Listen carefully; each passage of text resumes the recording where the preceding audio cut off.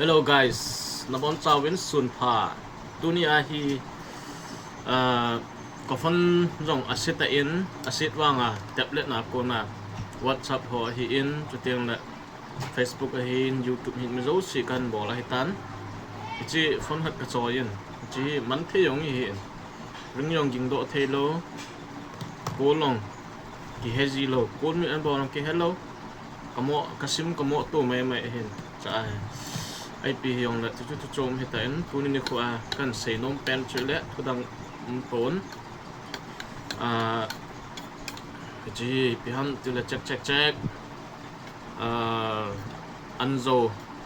anzo metam a hi in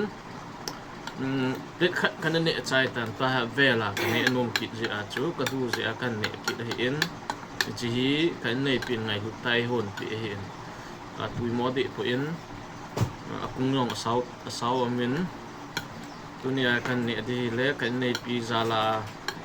kan ne di hi in takipa if you let check welcome guys ka nepan tau tele this is anzo metam na no na ka abol enjoy an abol bo very tui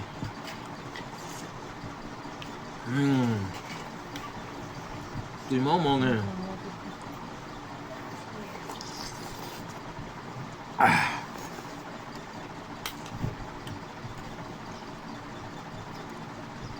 chế ang nè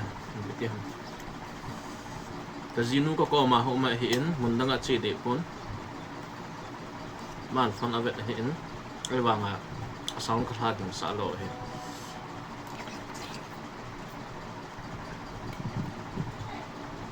đi chế ông mà hổ